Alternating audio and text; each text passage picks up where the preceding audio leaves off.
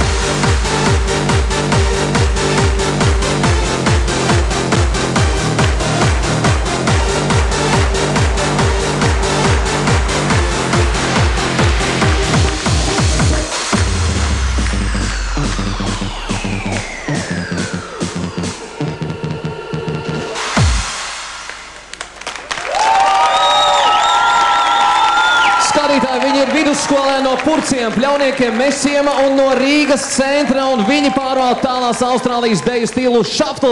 Lūdzu, puiši, HDM apvienībā. Nu ko, puiši, viss izdevās, ko? Kā bija plānots? Labi, bet katru reizi var labāk. Vienmēr var labāk. Es skatījos, ka ar lielu aizrautību skatījās koreogrāfs Agris Daniļevičs šo priekšnesumu un arī šo deju stilu. Vai bija dzirdējis ko par deju stilu to šaflu, Agri? Es gribētu zināt, kas tas tieši ir, kas tas šafls ir. Kāds tas solīts ir? Šafls solīts. Jā? Var parādīt viņu tieši to... Var parādīt šaflu, to soli, to pašu. Ir. Ja? Jā. kaut kāds. Lūdzu. Skatītāji, jūs atbalstu un aplausi? Skaidrs. Paldies, skaidrs. Tātad. Jā, ok. Un viena maska pietrūka, jeb tur bija kaut kāda doma. Kā lūdzu? Viena maska pietrūka, jeb tur bija kaut kāda ideja. Es kaut kā nesaskatīju to domu, kas tur bija. Marionetes. Nu jā, kā marionetes mēs esam. Tas bija tā domāts, ka vienam nav maska, jā, tas bija priekšlikumā, jā. Nu, jā. Bet jāņem vērā grib vēl viena lieta to, ka puiši trenējas uz ielas, un viņiem nav tādas telpas ar lieliem spoguļiem, un to, ka viņi varētu to trenēties un katru vakaru, un viss tas tomēr arī ir ļoti daudz no svara. Lai viņi atnāk pie manis, būs. Ok, bet zini, es tev pateikšu uzreiz varbūt to šo puišu mērķi. Zini, ko viņi man teica aizkulisēs, ja viņi saņem zelta titulu un prot šo te galveno balvu, kas ir 5000 eiro, viņi šo te naudiņu saliks visu kopā un izveidos paši savu deju studiju. Nu redz. Un būs telpas, kur viņiem mēģināt un trenēties, un mēs vēl par viņiem dzirdēsim. Un tā, vai ne? Ar 5000 jūs netiksiet cauri, es jums uzreiz varu pateikt. Bet sākums, tas būs lielisks. Ja jūs gribat padējāt pie spoguļiem, tad nāciet, es jums došu to iespēju. Paldies, Agri! Paldies! Roberto!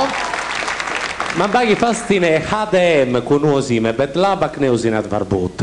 HDM, nosaukumu. Heart Dancers Motion. Jā. Es arī tā domāju, piedodiet, jā. Man ir viena lieta, jums vajadzētu domāt varbūt par terpiem, jo, piemēram, bija vienam džekam, vienam marionetam, kuram visu laiku kepkā, tur gāja uz acim un neko neredzēja, kas man jādara, kur es esmu, kāpēc es esmu. Saprot, tāda. Kuram, Roberto? Vienam bija tāda piška ar to, pa lielu bija tā. Ok, labi, skaidrs. Jā. Lai paliek, mēs tomēr vērtējam šo te deju stilu. Jā, es arī domāju, ka varbūt ar spoguļiem būs arī foršāk. Ja kāds spoguļis saplīsis, būs tas cilvēks, kas staigās uz viņu. Viss kārtībā. Paldies, tev, Roberto, jā. Ieva, lūdzu, tev vārds. Jā, labi. Ok. Es iestāšos vienmēr par milzīgu gribu un entuziasmu. Un jums tas piemīt. Un to baigi var just, un tāpēc jums liels jēsts par to. Malači. Paldies. Un visu beidzot dzirdējām ļoti pozitīvas atsauksmes, bet vai...